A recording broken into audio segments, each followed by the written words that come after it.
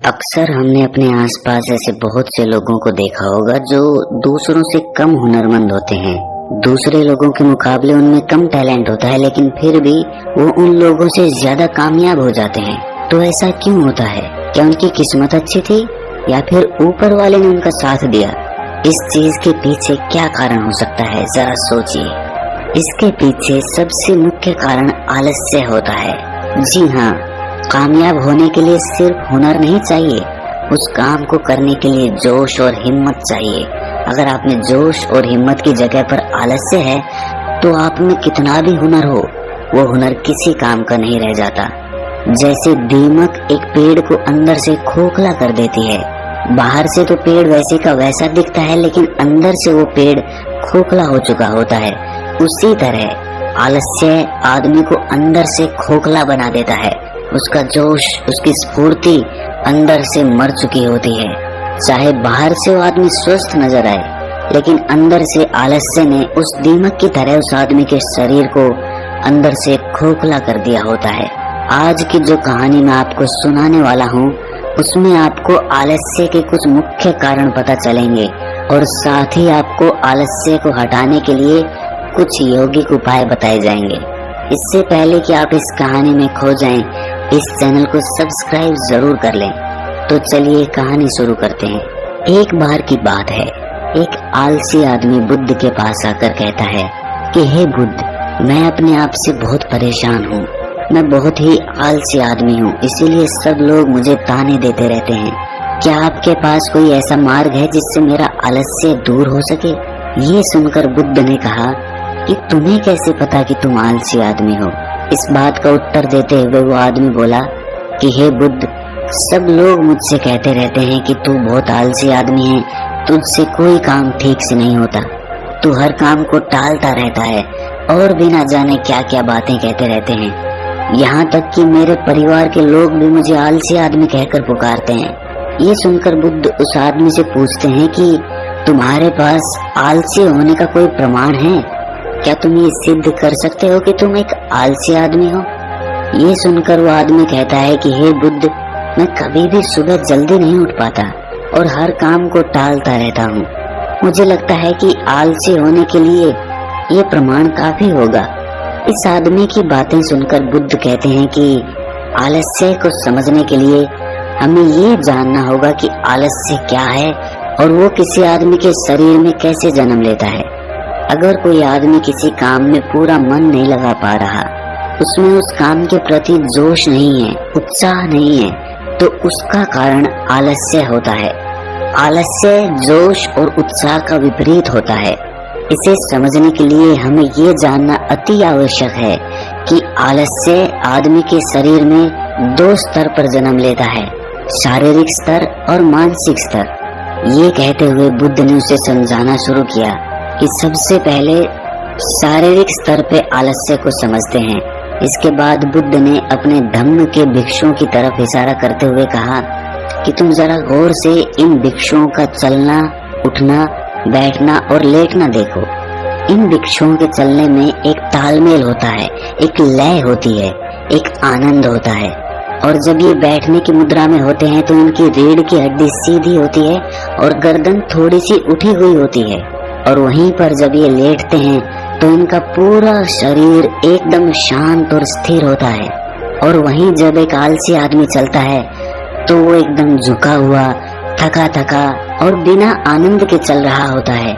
याद रखो, 70% आलस्य हमारे उठने, बैठने, चलने और लेटने से तय होता है। अगर हम अपनी इन अवस्थाओं को समझ लेते हैं और होश पूर्वक चलने, उठने और बैठने का अभ्यास करते हैं, प्रयत्न करते हैं, तो हमारा 70% आलस्य दूर हो जाता है। शारीरिक स्तर पर आलस्य का दूसरा मुख्य कारण होता है सही नींद ना लेना। अक्सर हमें पता ही नहीं होता कि हमें कितनी देर सोना है। याद रखो, एक मानव शरीर को सीमित समय की नींद लेनी चाहिए। अगर वो सीमित समय से ज्यादा नींद लेता है तो भी वो आलस्य का शिकार होगा, और अगर वो सीमित समय से कम नींद लेता है तो वो आलस्य का शिकार होता ही है। ये सुनकर वो आदमी बोला कि हे बुद्ध, एक मानव शरीर को कितनी नींद लेनी चाहिए? इसका उत्तर देते हुए बुद्ध ने कहा कि एक मानव शरीर को 6 से 8 घंटे की नींद लेनी चाहिए। अगर आपका शरीर ज्यादा थका हुआ नहीं है तो 6 घंटे की नींद, अगर ज्यादा थका हुआ है तो 8 घंटे की नींद। इसी के साथ ये भी ख्याल में रखना चाहिए कि सोने के लिए रात का समय निर्धारित किया गया है। कुछ लोग दिन में ही सो जाते हैं, जिसकी वजह से धीरे धीरे आलस्य उनके अंगों में समाने लगता है। शारीरिक स्तर पे आलस्य का तीसरा मुख्य कारण है सुबह जल्दी न उठ पाना। पूरी प्रकृति, यहाँ तक कि पेड़ पौधे और पक्षी भी सुबह सूर्य उदय होने से पहले जाग जाते हैं। ये हम पक्षियों को देखकर भी समझ सकते हैं कि प्रकृति ने मनुष्य के जागने का कौन सा समय निर्धारित कर रखा है। अगर हम सुबह जल्दी उठते हैं, सूर्य उदय होने से पहले उठते हैं, तो हमारे शरीर में एक स्फूर्ति होगी, एक ताजगी होगी और हम हर काम में अपना मन लगा पाएंगे। ये सुनकर वो आलसी आदमी बोला कि हे बुद्ध, लेकिन मेरा काम ऐसा है जो मैं रात में कर पाता हूँ। इसी वजह से मैं रात में सही समय पर नहीं सो पाता और सुबह जल्दी नहीं उठ पाता। तो जिन लोगों का काम रात में होता है वो सुबह कैसे जल्दी उठ पाएंगे? ये सुनकर बुद्ध कुछ सोच विचार करते हैं और उसके बाद कहना शुरू करते हैं कि जिन लोगों का काम रात में होता है उन्हें अपना काम पूरा मन लगाकर करना चाहिए, और यदि ऐसे लोग रात में काम करके दिन में भी सोते हैं और सीमित समय की नींद लेते हैं तो वे भी आलस्य से बच सकते हैं। लेकिन रात में जितनी गहरी नींद आती है उतनी गहरी नींद दिन में नहीं आ पाती, क्योंकि दिन में शोर शराबा ज्यादा होता है जिससे आदमी गहरी निद्रा में नहीं जा पाता। इसीलिए जो आदमी दिन में सोता है उसे कुछ ऐसी व्यवस्था करनी चाहिए जिससे बाहर का शोर शराबा उसकी नींद में बाधा ना बन सके। इसके लिए वो अपने कानों में रुई वगैरह ठूंस सकता है जिससे बाहर की आवाज उसके कानों में ना पड़े और वो गहरी निद्रा ले पाए। शारीरिक स्तर पे आलस्य का अगला मुख्य कारण होता है भोजन। सही समय पर और सही भोजन करना शरीर के लिए अति आवश्यक होता है। कुछ लोग ऐसा भोजन करते हैं जिसमें कोई जान ही नहीं होती। अब आप ही सोचिए, जिस खाने में जान ही नहीं है, जिस खाने में ऊर्जा ही नहीं है, वो खाना आपके शरीर को ऊर्जा कैसे दे सकता है? और अगर इंसान ऐसा खाना खाएगा तो उसका शरीर किसी भी काम को करने में प्रतिरोध करेगा ही। अक्सर गलत समय पर उल्टा सीधा भोजन करने से आदमी का मोटापा बढ़ता चला जाता है और एक पतले इंसान के मुकाबले एक भारी शरीर वाले इंसान के शरीर में ज्यादा आलस्य पाने की संभावना हो जाती है। इसीलिए ऐसा भोजन करो जो प्रकृति से सीधा प्राप्त हो रहा हो, जिसमें कुछ ऊर्जा हो। ये सुनकर उस आदमी ने कहा कि हे बुद्ध, शारीरिक स्तर पे तो आलस्य को मैं समझ गया हूँ, लेकिन मानसिक स्तर पे आलस्य क्या होता है? इसका उत्तर देते हुए बुद्ध कहते हैं कि इंसान को अपने जीवन में बहुत सारी नाकामयाबी मिलती है। जब वो नाकामयाब होता है, किसी काम को पूरा नहीं कर पाता, तो उसका जोश और उत्साह अगले काम को करने के लिए ठंडा पड़ता जाता है। जब भी वो किसी नए काम को शुरू करता है तो उसका पिछला काम उसके मन को प्रभावित करता रहता है। इसीलिए वो नए काम को पूरे जोश और उत्साह के साथ और पूरा मन लगाकर नहीं कर पाता, और यही आलस्य का कारण बन जाता है, जिसकी वजह से वो नया काम भी पूरा नहीं हो पाता, क्योंकि उसमें उसका पूरा मन और पूरा जोश नहीं लगा होता है। इसके लिए हमें ये समझना जरूरी होता है कि जो पिछला काम हमारा पूरा नहीं हो पाया, उससे भी हमें बहुत कुछ सीखने को मिला है। उससे हमें एक अनुभव मिला है जो हम अपने नए काम में लगा सकते हैं। तो पिछले काम के प्रति नकारात्मक नजरिया रखने की बजाय सकारात्मक नजरिया रखेंगे तो आलस्य हमारे मन में नहीं आएगा। मानसिक स्तर पे आलस्य का दूसरा मुख्य कारण होता है लक्ष्य का स्पष्ट न होना। ये कहकर बुद्ध उस आलसी आदमी से सवाल करते हैं कि मान लो यदि तुम किसी जंगल में फंस गए हो और तुम्हारे पास खाने पीने के लिए कुछ भी नहीं है, तो तुम क्या करोगे? वो आदमी कहता है कि हे बुद्ध, मैं जिंदा रहने के लिए उस जंगल में खाने पीने का सामान ढूंढूंगा। ये सुनकर बुद्ध कहते हैं कि अगर तुम्हें फिर भी खाने पीने का सामान नहीं मिलता तो? इसका जवाब देते हुए वो आदमी कहता है कि हे बुद्ध, तो मैं किसी भी तरह, किसी भी कीमत पर उस जंगल से बाहर निकलने का पूरा प्रयास करूंगा। ये सुनकर बुद्ध कहते हैं कि चूंकि वहाँ पर तुम्हारा लक्ष्य स्पष्ट है, इसीलिए तुम्हारे शरीर में कोई आलस्य नहीं आएगा। उस समय तुम्हें पता होता है कि तुम्हारे शरीर के लिए अभी सबसे ज्यादा जरूरी खाना पीना ढूंढना है। अगर तुम नहीं ढूंढोगे तो तुम मर जाओगे। और जब तुम्हारा लक्ष्य स्पष्ट होता है तो आलस्य तुम्हारे मन में आ ही नहीं सकता।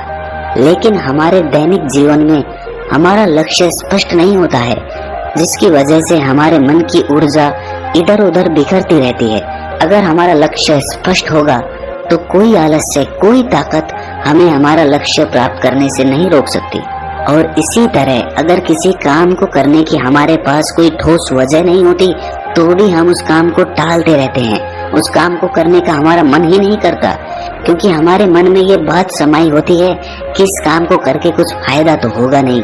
इसीलिए किसी काम को करने के लिए उसकी ठोस वजह जानना बहुत जरूरी होता है। बहुत सारे लोग व्यायाम करने की अहमियत नहीं समझते हैं, क्योंकि वो इसकी वजह नहीं देख पा रहे हैं। वो सोचते हैं कि व्यायाम करने से क्या फायदा।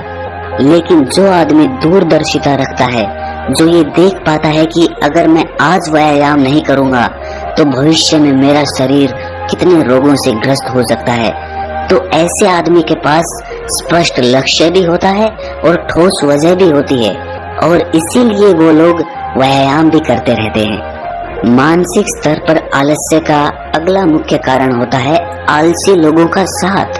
अक्सर कुछ लोग आलसी नहीं होते, लेकिन उनके आसपास के लोग आलसी होते हैं। अगर आपकी संगति में आलसी लोग भरे हुए हैं तो आप भी उनकी तरह हो जाएंगे। आपका भी मन काम करने से भागने लगेगा। आलस्य एक छुआछूत की बीमारी की तरह होता है। जितने ज्यादा आलसी लोगों से आप घिरे हुए हैं, आपका मन उतने ही आलस्य को पकड़ लेगा। मानसिक स्तर पर आलस्य का अगला मुख्य कारण है किसी भी काम को टालते रहना। कुछ लोगों की आदत होती है काम को टालते रहना। आज का काम कल पर, कल का काम परसों पर। हमें ये महसूस भी नहीं होता कि धीरे धीरे यही हमारी आदत बन जाती है, और ये काम को टालने की आदत धीरे धीरे आपको आलसी बना देती है। इसीलिए किसी भी काम को कल पर मत टालो। और सबसे आखिर में बुद्ध ने कहा कि किसी भी काम को करने के लिए आपके पास उम्मीद होनी चाहिए, उत्साह और जोश होना चाहिए। हर काम को नया काम समझ के करना चाहिए। इसके बाद बुद्ध ने उस आलसी आदमी से कहा कि याद रखना, अगर तुम्हारे पास कोई स्पष्ट लक्ष्य है और उसे करने के लिए तुम्हारे पास कोई ठोस वजह भी है, तो दुनिया की कोई ताकत तुम्हें वो काम करने से नहीं रोक सकती। दोस्तों, जीवन में अगर कुछ हासिल करना है तो हमारे पास सिर्फ आज का ही समय है। ये मत सोचो कि कल आएगा। ये मानकर चलो कि हमें जीने के लिए सिर्फ ये 24 घंटे मिले हैं। इन 24 घंटों में मरने से पहले मैं क्या कर सकता हूँ? ये समझ लीजिए कि एक एक सेकंड मिलकर 1 मिनट बनता है, और एक एक मिनट मिलकर 1 घंटा बनता है, और घंटे दर घंटे एक पूरा दिन बनता है। तो हमारे लिए सबसे ज्यादा जरूरी वो सेकंड है जिनसे पूरा दिन बना हुआ है। इसीलिए अपने किसी भी सेकंड को बर्बाद मत करो, क्योंकि एक बार जो घड़ी बीत गई वो वापस लौटकर कभी नहीं आती। तो दोस्तों, कैसी लगी आपको ये कहानी कमेंट सेक्शन में जरूर बताना, और अच्छी लगी तो इस चैनल को सब्सक्राइब जरूर कर लेना। तो मिलते हैं अगली कहानी में, तब तक के लिए अपना ख्याल रखें।